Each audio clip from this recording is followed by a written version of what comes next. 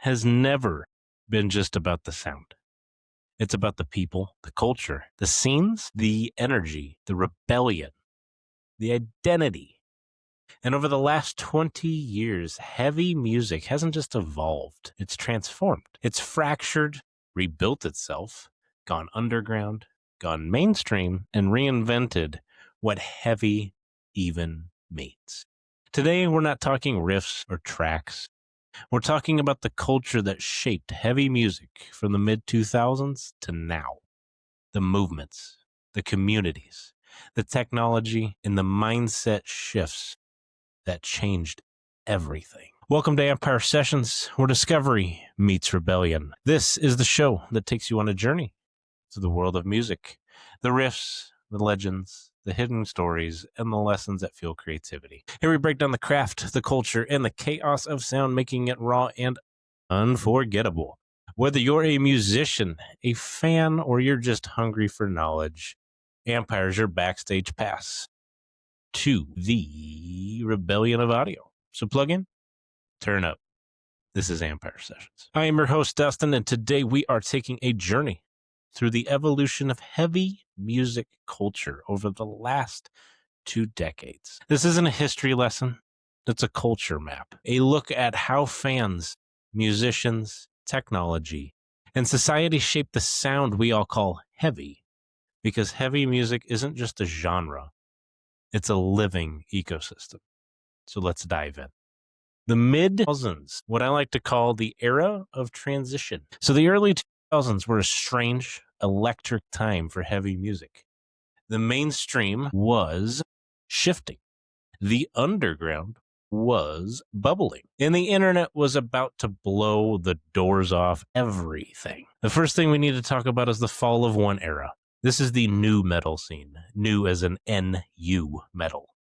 Nu metal had dominated the late 90s and early 2000s. But by the mid-2000s, the culture was shifting. Fans wanted something rawer, heavier, more technical, and more emotional. Some of these bands you could structure into names of Linkin Park, Korn with a K, Slipknot, Limp Bizkit, and System of a Down.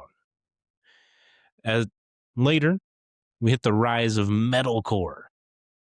This was an era where breakdowns became a cultural event. Shows were chaotic, and MySpace was the new A&R development. DIY bands were suddenly global.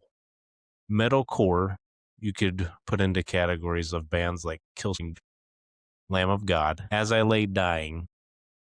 You could go into a gothic metal scene or genre as Evanescence and or Nightwish, and heavier forms of alternative metal with bands that we both know, Deftones and Mudvayne. Why this era mattered culturally. It democratized heavy music, it created online communities, and it blurred genre lines. It made heaviness just accessible. This was the first time where heavy music culture wasn't controlled by labels. It was controlled by fans. Moving on to the 2010s, the internet rewires everything. If the 2000s cracked the door open, the 2010s kicked it off its hinges. Literally and figuratively. YouTube guitarists became cultural leaders. Suddenly, virtuosity wasn't hidden in a studio. It was on your feet. Players are teaching, innovating, and building communities in real time. Djent and progressive metal takes over the internet. Bands of these natures could be considered like Opeth, Mastodon, and one that we all know is Tool. This wasn't just a sound. It was a culture.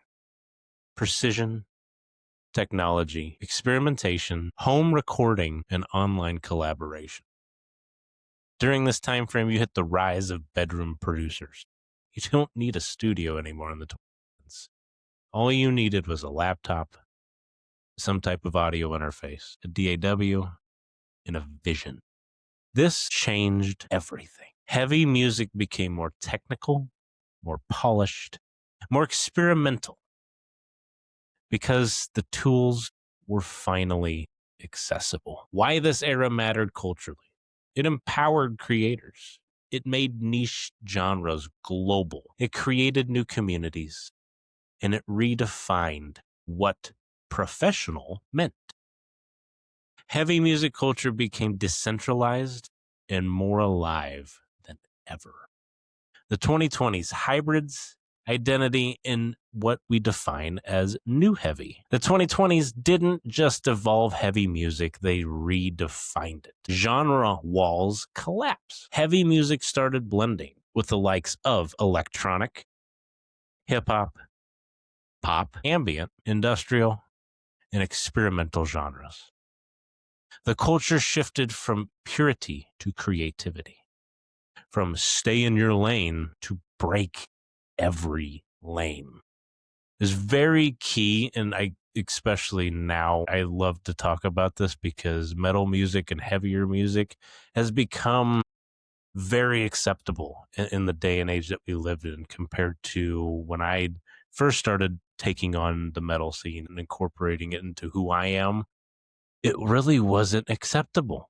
You had to stay in your lane. Everything was a clique. Everything was, you couldn't collaborate like you can now. And it's fantastic to see because even if you don't like metal music, there's always maybe one of your favorite artists that has collaborated with some person from the metal scene or somebody in the metal scene that they make a track that is out of this world.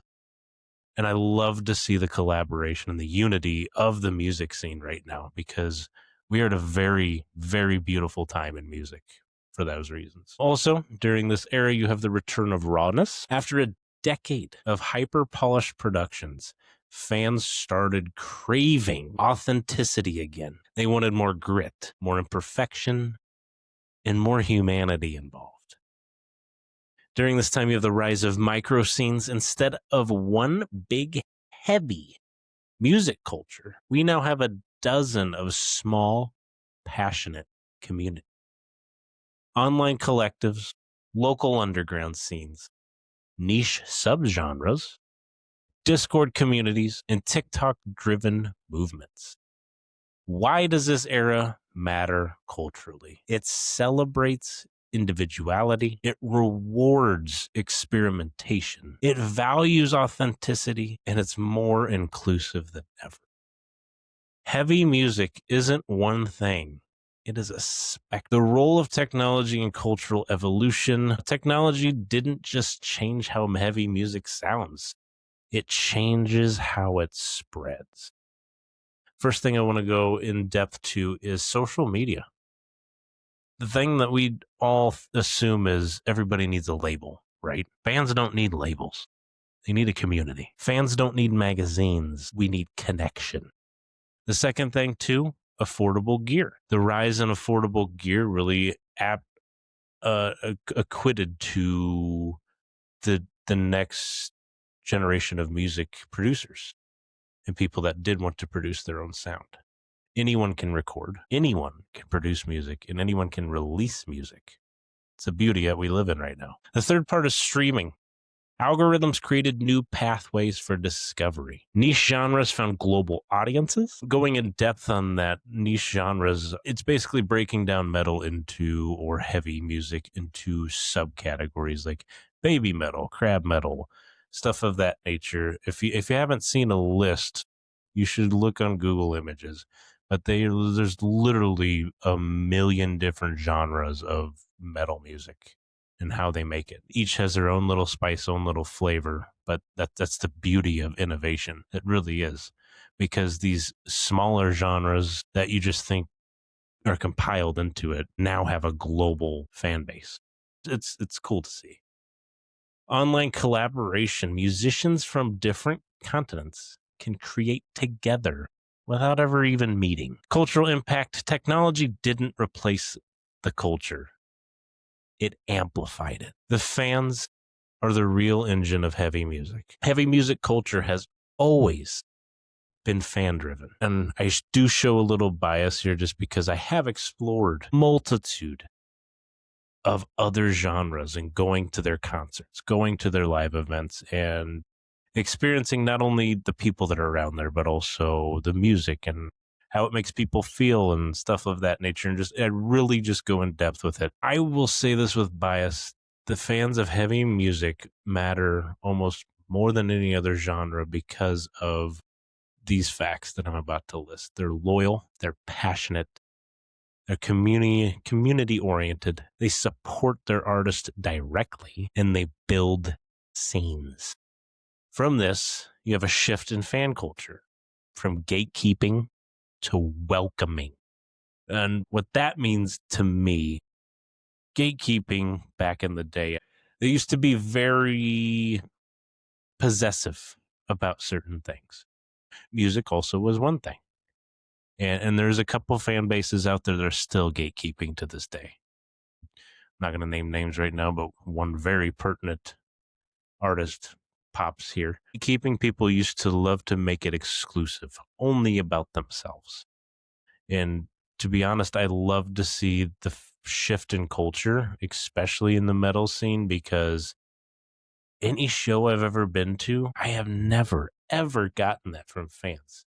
But I go to other concerts, whether it's hip hop, country, people love to protect the things that they are inclusive with instead of welcoming others into their fan base, which I really find is fantastic for the metal scene. So you go from purity tests to experimentation, from elitism to inclusivity, from local scenes to global tribes. Heavy music fans aren't just listeners, we are participants.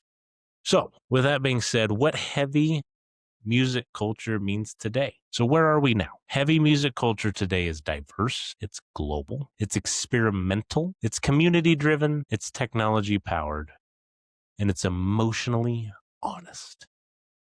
It's no longer defined by one sound, one look, one attitude, or one era. It's defined by the people who live in it.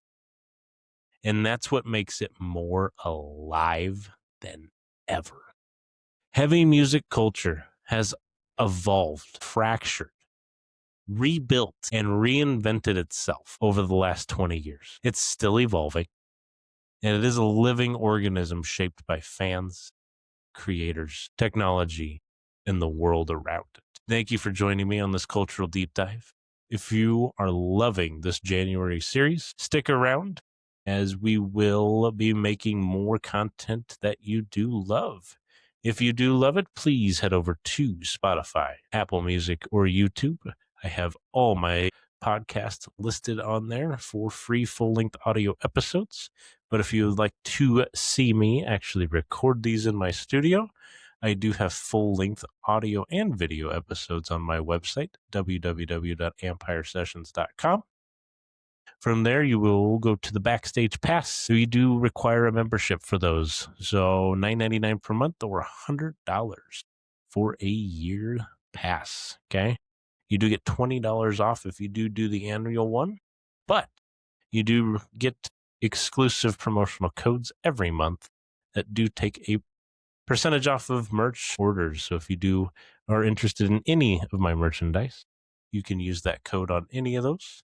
And yes, there will be certain times where it will be a bigger code than others. It's not going to be something where it's wish-washy, because I appreciate you guys for signing up for that membership. So please don't hesitate to sign up for the Backstage Pass, www.ampyresessions.com. You've been listening to Ampyre Sessions, where discovery meets rebellion. The journey doesn't stop here. Keep exploring, keep creating, and keep the fire alive. Until next time, stay loud, stay bold, and never fade into the noise. This has been Ampyre Sessions.